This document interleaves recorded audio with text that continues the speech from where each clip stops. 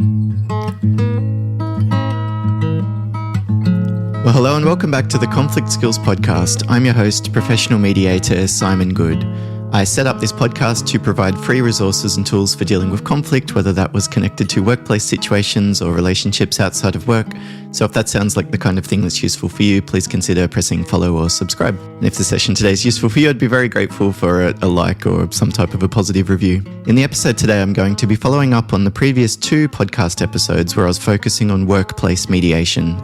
2 episodes ago, I talked about a rough structure that you could use, particularly if you were going to facilitate mediation internally. And I used an example of a mediation between a manager and a staff member. And then in last week's episode, I talked about some frequently asked questions around workplace mediation. Should it be internal or external? What's the best structure? How should I prepare the parties? All of that kind of thing. So if you'd like some information generally speaking about workplace mediation, those would be the episodes that I would suggest starting with. Today, I'm going to be talking about 3 different example case studies. So each of those is conflict within a workplace situation. The first case study that I'm going to be talking about, I've titled The Sound of Tension, Music in the Open Plan Office. And I'll talk about some conflict arising when Jamie, one of the team members, wants to play music softly at work and somebody else doesn't like it. The second scenario I'm talking about is titled Phone Fixation, Managing Mobile Use in the Workplace, and I'll talk about some conflict coming about as a result of a younger team member frequently/constantly using their phone during shifts. And then in the third case study, I'm going to be talking about chronic absenteeism, the case of the persistent sick days in the admin team. To be honest, this one is based on a workplace conflict situation that I had to deal with myself. It was my first job as a manager, and it was like a front desk admin team type of thing. We called them the customer services team. This was in a not-for-profit, so they had a customer-facing role as well as admin data entry type of tasks, managing calendars, etc. And we had one person who was consistently off sick and always just under the limit where they needed to provide formal documentation. Like if you have 2 sick days in a row, you need a doctor's certificate. So for whatever reason, this person always seemed to just need 1 day off. So I suppose the other members of the team were in a little bit of a state of frustration as to why they were constantly being left with more than their fair share of the work. So I'm going to be looking at those 3 case studies, talking about the conflict dynamics and what I would suggest in terms of a way forward, but also discussing the suitability for workplace mediation. And if I were going to do mediation, how would I do it? And should it be internal and external and that kind of thing? Now, I'm always a little bit nervous when I do these episodes focused on case studies because, to be honest, it's kind of like the question of how long is a piece of string. I could always go deeper and into more detail, and sometimes I talk about a case study at a high level and I feel a little bit of a dilemma, to be honest, because I don't want to give you the wrong steer. I don't want to send you down a path that's ultimately not going to be helpful. But what I realize is that sometimes stops me from talking about it at all. And then, of course, you're sitting there looking at a situation, trying to figure out what to do off the top of your head. So my hope is that a little bit of guidance and overview will be helpful. But I'm certainly not saying that you should do everything like I do it. You'll have a different style. You know your team best. So I don't, even when I'm doing conflict resolution training workshops, like my approach isn't necessarily that I know best. I can talk about options, and my goal is to help you develop additional tools for your toolkit for dealing with workplace conflict, but I don't usually come at it from a position that this is the right way to deal with it, if you know what I mean. So please take, I suppose, all of my input with a grain of salt, I suppose. So let's look at this first case study, The Sound of Tension, Music in the Open Plan Office. Here's the scenario. As a manager in an open plan office, I've noticed that Jamie, one of my team members, plays music softly at their desk, saying that it helps with focus. While some of the team enjoys the background music, others find it distracting.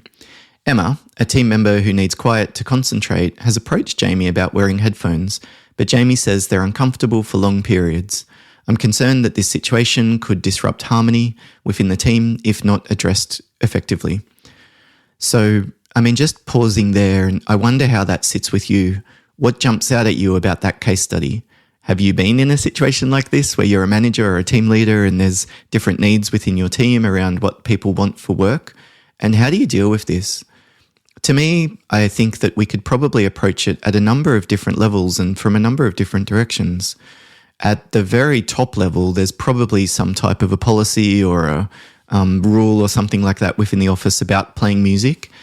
So that would be the starting point. I'd probably approach it as data conflict and just figure out what are the actual rules or guidelines or expectations. And if there aren't any, then this would probably be a good time to discuss it with the team. And it could always just be a question around, look, we have different needs and what we want is a structure and an environment that helps all of us to work. Having said that, of course, there will be some element of compromise. And because we're working with people with different sets of needs, we'll need to, I suppose, figure out a way to collaboratively deal with these issues. Whereas if you're working by yourself at home, for example, you could just make decisions about what was best for you.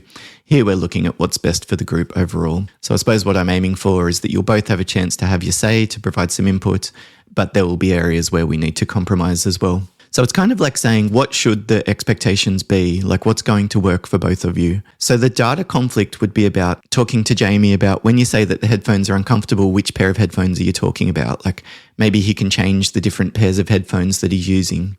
So we approach it from a data point. It's like, when you say they're uncomfortable, how long can you wear them for? Like, maybe just clarifying that Jamie agrees to wear the headphones for 2 hours in the morning so Emma can get on with work. And then in the afternoon, he'll be allowed to play the soft music because Emma's usually doing a different type of work. So often as we start with data conflict, that leads to the other areas like structural conflict, for example, maybe having a schedule in place for when the music is played or when it's not, particular days when people get to make the decision around which music is played in the office. It might be about volume settings, like it can't go above the volume of 7, something like that. Or it could be interest conflict, like looking at both of them and what's important to them. Maybe it's not just about the music, and I suspect this is probably the case in a lot of these situations where it's music playing in the office. It might be things like autonomy or people feeling like someone's not considerate of other people around them. It might be some other type of tension between the relationship with Emma and Jamie. And so maybe you could approach it as relationship conflict, like taking them out for a coffee and talking about how things are within the team generally and what kind of tweaks might be needed moving forward. Like sometimes it's helpful to get the little frustrations or the niggling issues out on the table because the last thing that you want is for them to keep recurring and for this tension to gradually build up behind the scenes. So I don't think it's uncommon. I don't think it's as obvious at the surface level that it's just about the music. I think we could approach it at a number of different levels. Data conflict would be about who's supposed to be doing what. Interest conflict would be about how much they can compromise and, is this a situation where they really want to hold the line and hold on to boundaries, or is there a little bit of give and take? I'd think about structural options and then probably something like relationship conflict, like taking them out and doing a bit of team building. But ultimately what we're talking about is a subjective perspective. Like, should music be on or not? Is it reasonable to expect complete client quiet in an open plan office? Like, all of these things ultimately are what I call value conflict. And I find the best way to deal with them is to name both sides and then set up a situation with a conversation focused on the future and the solutions. So look, Jamie, I appreciate the fact that you prefer music. It sounds like that really helps you because otherwise the small noises that come about distract you, they cause your attention to wander, and then it can be difficult to get back on track. Emma, on your end, you're looking at a very detailed set of data as you're working through your work for the day, and having music in the background is inherently distracting for you. So it sounds like you've got different needs here. What do you think would help moving forward? What kind of a compromise might work? Have you thought of some options that could, help both of you to have what you need? What do you think would work best? So at least at the initial stages, I'm not necessarily wanting to be the one that comes in and says, this is what I think should happen. I'm saying to them, you've got different needs here. How are you going to figure it out? For me, I think it's because I'm a mediator, but I usually use language like, how are you two going to figure this out? What do the two of you need to keep in mind so this doesn't cause problems in your working relationship? I think if you're a collaboratively minded kind of person, it's tempting to come in and say, what are we going to do? How can we fix this? But in my experience, I often want to give them a higher level of responsibility, given the fact that ultimately it's their problem to sort out. And here's the thing, like, sorting out a difference with someone who wants to play music and you don't want them to, it's a relatively minor, relatively low stakes type of conflict to have, but they need to be able to figure this stuff out, both in terms of their relationship. Like, if they can't even negotiate about music, what hope is there when a significant business decision comes up that I need them to both think rationally and strategically about? And then even for them individually, if they can't find a way to get along with the people they work with, what's this going to mean for their next job? And as they move up and take more senior roles in the organization, you need to see that they're able to manage relationships effectively. So for me, it's also like, look, it's not just this problem. What we're looking for is a way to improve your self-efficacy. So it's not just this issue that we're dealing with, it's next time round as well. So particularly if you're in a leadership role, I wouldn't just be thinking about this issue in isolation, if you know what I mean. I'd be thinking about the future planning and even things like succession planning, etc., if that's something that's relevant. So obviously they've got different needs and different perspectives around what's okay and what's normal. So I don't think this would be a simple matter of this is the rule. I would probably approach it in more of that collaborative kind of way. But I suppose it would depend on the time and what's at stake. If these are two people and they're not likely to be working in the organisation for much longer, they're only here as temp staff, then I'd probably just come in and tell them what I think should happen. So should we do a mediation for something like music in the open plan office? I don't think so. I talked about in the previous episode that for me, even the title and the phrasing of mediation, it implies some type of formality and, it's a high level, it's a serious process, so to speak.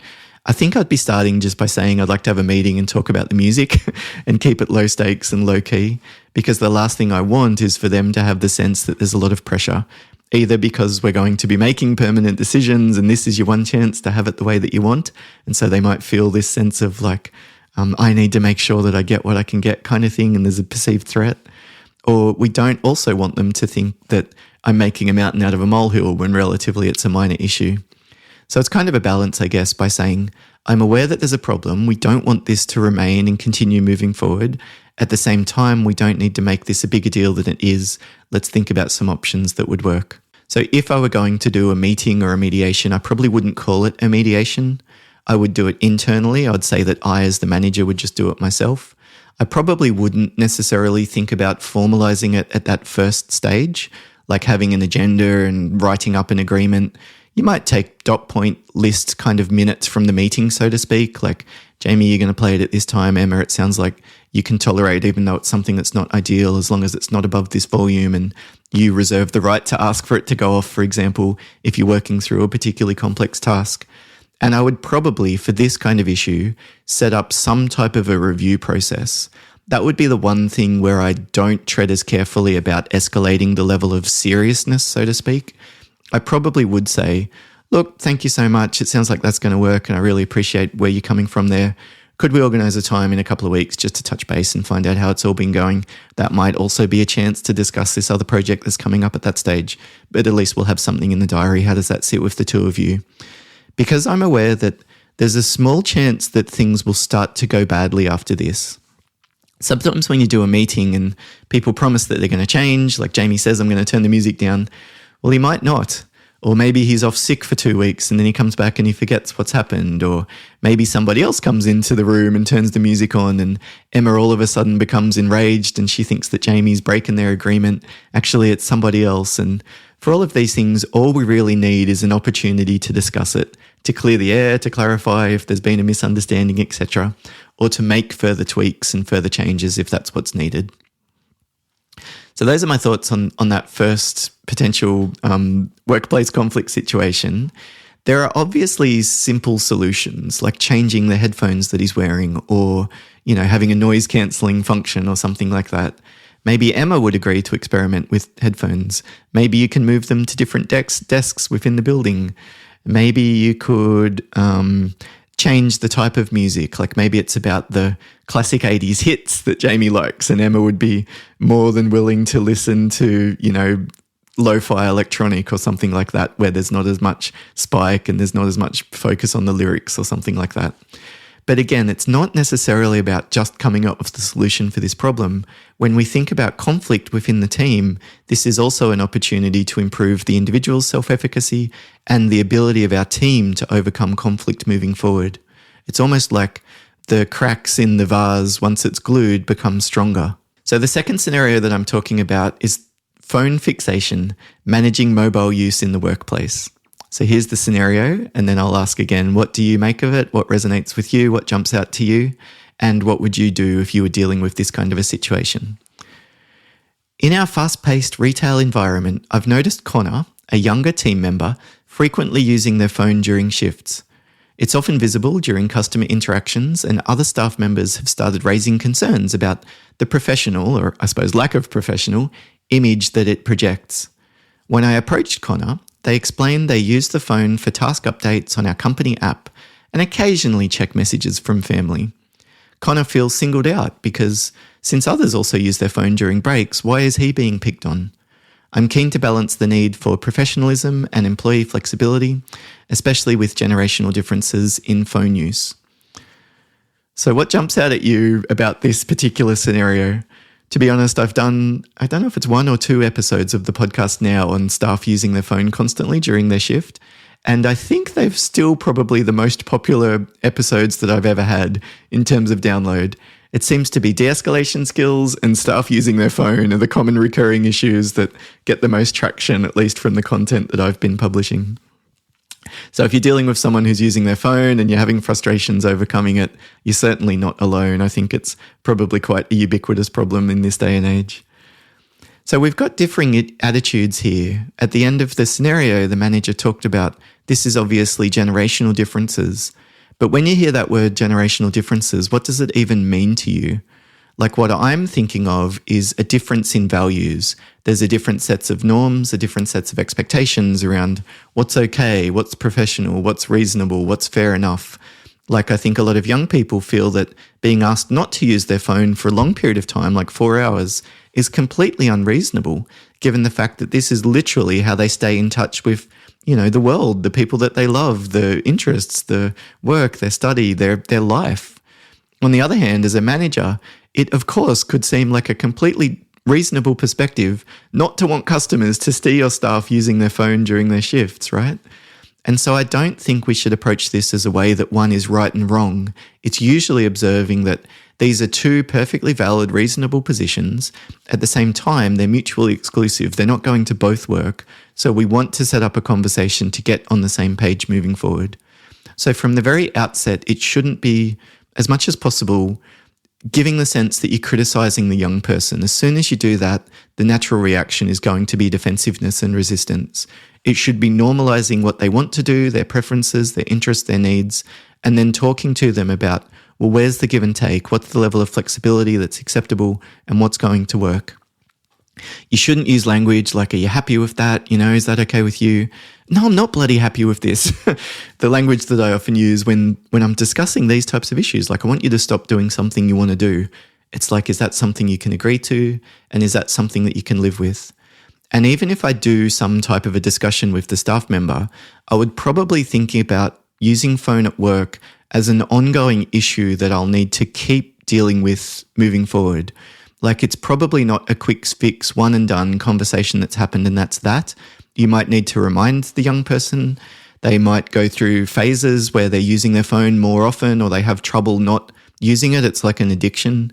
If they're waiting on some particularly juicy Tinder message, or they've got a family friend that's in hospital, or they're a parent and they're worried about kids coming home from the daycare center because they're sick at the moment. Like there'll be times when they want to check their phone more and times when they don't. Whereas for you, you might not see that wave of, what would you call it? Like motivation, I suppose, to do the thing that you're asking them to do. But it's easy just to look at the times when they haven't followed what you've asked them to do. And if all they get from you is this negative reinforcement, then unfortunately it might start to decrease their motivation for doing the right thing. So try to catch them doing the right thing. Thank them when they haven't used their phone, or give them some type of a meaningful reward, like let them go home early or something like that. Give them a meal from the restaurant if you're working in hospitality or whatever. I think Connor, the young person, probably feels more justified using their phone than you realize. So what we don't want is to create this sense that he's wrong and that somehow being dishonest or deceptive or cunning or, I think we should just say, like, of course you're going to want to use your phone. This is perfectly understandable. Actually, I have trouble with it myself at times. So what should we do? Well, again, I suppose you've got a number of different options here.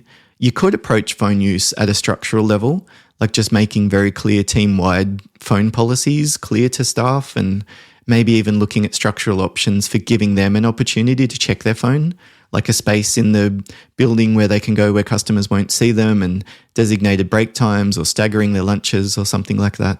You could also talk about, He said that he wants to take phone calls from his family and he's using it to check the company app, etc. So maybe there's structural ways to change the work that he's doing. Like instead of him using his personal phone to do the data entry stuff on the company app, maybe giving him a company phone or a computer that he could use or something like that. That might mean that it's not as tempting to go in and check your messages while you're there. So it could be things like structural options. It might be data, like just clarifying what is the level of use that's acceptable, checking it for 5 minutes every hour. Is that something that's okay or not? Maybe Connor thinks that what he's doing is actually within the rules, but you see it as a breach effectively, but you've got different ideas about that. So that would be clarifying the expectations. It might be talking to them about interests, like what's in it for them and what's in it for you. Maybe you can give them some type of reward if they're doing the right thing, or maybe there's some type of punishment that you need to put in place if the negative behavior continues. Like ultimately, you can't continue to tolerate him using his phone. What that's going to mean is that the other staff see that negative behavior and him getting away with it. And so, of course, they're going to start to feel hard done by if they're towing the line and doing the right thing. And then you could also even deal with it at a team level. Like this might be a discussion that you have all together with a few staff and say to them, like, how do we manage phone use? What do you make of it? I want to have some give and take, but for me, the bottom line is that we can't have customers seeing stuff using their phone and we can't have tasks sitting there not being done. Like maybe for you, there's some non-negotiable factors and then there's other things that you're happy to negotiate on. But if ultimately it's something that you're saying, I'm not going to budge here, like this is the rule, this is the way it is. I do like that phrasing, like, I'm sorry, but it's not negotiable. So should we do workplace mediation for this case study, staff using their phone? Again, I probably wouldn't start with workplace mediation here. It doesn't seem like there's necessarily conflict going on between two staff, so the conversation, the relationship repair part of it's probably not as needed. I would probably deal with this either at an individual level, like talking to Connor about it and clarifying expectations, or at a structural or team level, clarifying the rules, putting in place a more clear policy, changing the structure, the break times, the break areas, that kind of thing. But what do you think? Have you done workplace mediation around an issue like phone use? I'd love to hear your thoughts. If you're listening on Spotify, you can actually make a comment on all of the different episodes. I get a notification and I usually try and respond to the comments as well, even if it's just usually to say thanks very much or cheers or something like that. And if you want to get in touch, the other best way to do it is by email. You can send an email to podcast@simongoode.com. The third case study that I'm going to be looking at is absenteeism. The title is Chronic Absenteeism, the case of the persistent sick days in the admin team. Okay, here's the scenario, and then again, I'll give my thoughts and talk about whether or not I would do a workplace mediation here. In our small administrative team, Alex's frequent sick days have become a growing concern, especially since it places additional workload on the rest of the team, particularly Sophie. Recently, Sophie came to me stressed and undervalued, as she often has to cover for Alex. Alex has occasionally shared personal issues that imply stress, but hasn't formally communicated any specific health issue.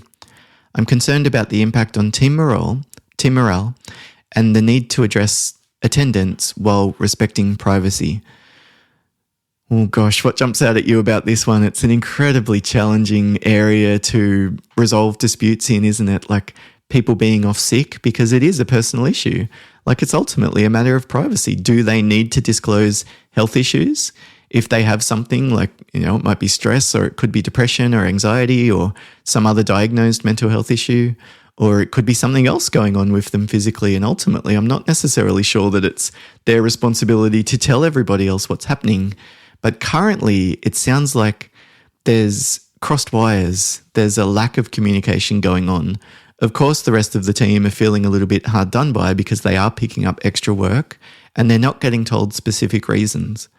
What I've noticed, though, about this type of conflict is that even getting the reason, like let's say that Alex does have depression and she sits down with the team and says, look, I just want you to know it's not just because I'm sitting at home watching TV. I've been diagnosed with depression. I'm on medication. I'm, having suicidal ideation or something. Like if you can imagine the most extreme types of situations where it's very justified, if you know what I mean. Like they're not just faking it. I still don't know necessarily what benefit that gives to the rest of the team. They do know that it's not like some malicious intention, I suppose, but it doesn't ease the burden that they're carrying. And in my experience, they actually often just redirect the anger that they were experiencing. It was towards Alex, but once they realize that Alex is the one that's suffering from a problem, they might see her as the victim, and then they think that the organization and the manager should come in and be the rescuer. Like, why aren't you giving Alex more support? If Alex is off sick, then why can't we have an extra member of the team? You know what I mean? Instead of being short-staffed all of the time.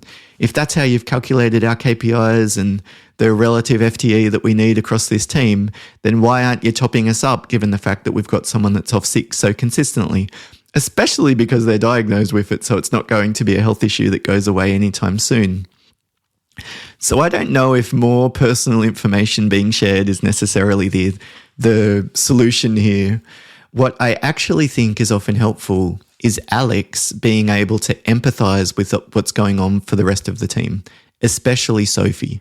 If Sophie's the one that's carrying the load and picking up more than her fair share, what sometimes can be helpful is Sophie getting a chance to say that and Alex demonstrating that she's heard it. Now, this would be a very case-by-case situation. It might not be appropriate for Alex to cop that, if you know what I mean, to experience that complaining. It might not be fair. Maybe it's better that you as the manager step in and meet with Sophie, listen to her in a very genuine way, like give her a chance to put her concerns on the table, make them valid, talk to her about options that you could do to support her and other structural arrangements that would work within the team. But I don't necessarily think it's about the answer. Sometimes it's just, I get where you're coming from. I appreciate that must be very difficult. It's just like, you're not being silly. You're not making a mountain out of a molehill. Kind of that makes sense. If Alex can't do it, then sometimes the manager or the team leader can jump in and do it on their behalf. It's almost like vicarious empathy or something like that. Like, what would you say? It's like instead of advocating for someone's position, you're empathizing on behalf of them type of thing.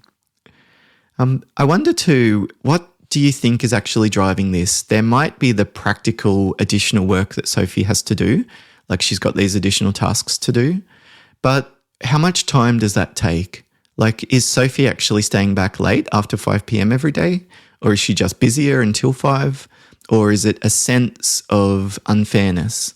Because for me, I think, like, when something happens that negatively impacts us, the meaning that we make about it changes how we feel. So it might be that Sophie's most upset about the fact that everyone feels like this is okay, that she's the one that's picking up the extra work and no one asked her. Like, maybe she feels like she's been pushed around. Or maybe she thinks that it's unfair. Like, why are you all getting paid the same when she's doing more than her fair share of work? So maybe it's salary discussions or something like that might be needed. Maybe it's some other type of recognition, like giving Sophie a rostered day off or something in recognition of the extra work that she's done. Or it might be additional support. Maybe Sophie's picking up more than her fair share of, I don't know, client conversations, for example. So that might mean that she's hearing more distressing stories, and you meeting with her once a week for a bit of a supportive conversation might be something that's helpful. So there could be other problem-solving type of steps that you could take, I suppose. I think for me as the manager, and what I'd recommend is probably treading a little bit carefully when it comes to Alex. Whereas with Sophie, she's likely to just tell you how she's feeling and probably talk about how she'd like things to be as well. But with Alex, you sort of have to be a little bit careful. I usually keep questions at a high level, like, I've noticed that this is a pattern. Is there anything that you wanted to talk about? Is there anything that you feel comfortable sharing in terms of the reasons why? Where I sit, I'm not necessarily asking you to disclose personal information, but at the same time, it could be helpful to have an idea of what's going on because it will help us to plan around it. So I'm kind of saying, look, I do kind of want to know what's happening here, but at the same time, I very much respect your right to keep this information personal if that's what you decide to do. This is a very personal thing. Some managers might say, what's happening? This isn't good enough. If you continue to take sick days, we're going to put you on a performance management plan or give you a formal warning or something like that. Like, we need to know what's going on. I think other managers might tread even more carefully than I do. Like government departments, for example, it's probably just saying, look, if you have 2 sick days, we need the doctor's certificate. But the fact that they're playing within the rules of only taking 1 sick day, I think some managers and team leaders just wouldn't even deal with it all. They'd take a head in the sand kind of approach because ultimately they haven't breached the rules type of thing. So you would need to decide, well, how are you going to deal with Alex? Of course, probably you would want to balance wisdom and boundaries and assertiveness with being supportive and compassionate and empathetic, etc. too. So if she says something like it's a mental health issue, of course we'd want to be clarifying expectations around absenteeism, etc. But there might also be some kind of support that you could offer, a referral to counselling. You might have an EAP program, an employee assistance program or something like that, where staff can get access to a counselling service, like 3 sessions or whatever, where it's paid for by the business. If there's these kind of options, then I'd probably be talking to Alex about those as well. It's kind of like balancing, as I say, the wisdom and compassion, or kindness and firmness, or however you want to consider that as your role as a leader. So what would we do? I would probably start this one by meeting with them both separately. I actually do think this could potentially be a good situation to do mediation, but the goal would be more about helping both parties to understand the experience of the other and clarifying expectations moving forward. I'd be very reluctant to set up a situation where Sophie can come in and make demands about Alex not taking sick days, for example, given the fact that ultimately she's entitled to them. Like under your employee guidelines or your enterprise agreement or the job contracts or whatever, there will be some type of leniency that Alex can use, and then there'll be a limit to that. So we've got this formal structure in place, and we don't want Sophie to be making demands outside of that.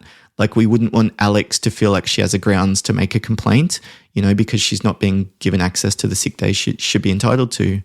At the same time, I think it's quite appropriate to talk about the impact on the rest of the team when this happens and what they need in terms of support or changes of structure to manage this. And that might be something that Alex does share a sense of responsibility with the rest of the team for. So I don't personally think that's something that I would not do, inviting Alex to be aware of the fact that this is impacting the rest of the team, and she might play a part in the problem solving. Like maybe if she's been off, she agrees that she'll be the main one that does the catch-up work rather than leaving the additional work to the other members of the team.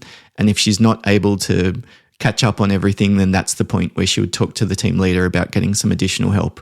We also, I think, want to take this as an opportunity to reinforce cultural elements. Like there will be give and take. We want a culture of mutual support. We're a team, and so one of the definitions of that is interdependence. Like we can't thrive without the other people that we're working with thriving. And there might be times when you can use structure to set up that type of interdependence, like a set of shared KPIs or something like that. Sometimes this can have negative consequences and create unnecessary conflict or competitiveness within teams. But I think if you're all punished or rewarded for the same set of KPIs, it inherently introduces this idea that we're going to work together then to figure it out. So if I were going to do a workplace mediation here, I think either an internal or an external mediation could work.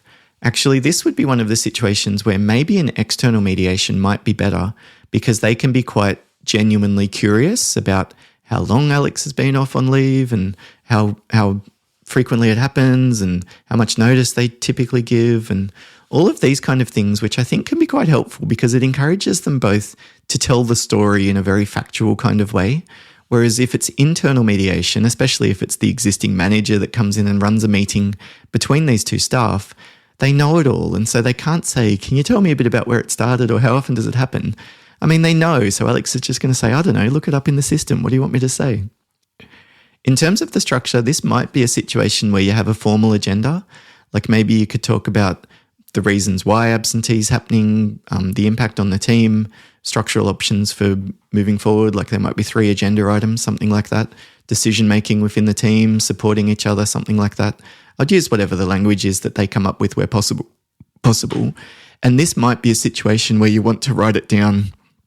It's easy for these types of agreements to be lost when someone's off on leave or there's some other type of health issue that comes up. I think there's like a bit of a gap that sometimes staff take advantage of to say, well, of course that doesn't apply then. Things have changed now. So I would discuss maybe some of those possibilities preemptively. What are you going to do if this happens? You've talked about the potential of reducing your days of work. If that happens, are you still going to follow what you've both agreed here? Or would something else work better in that case? So I'm kind of like problem solving ahead of time If this changes, what are you going to do here?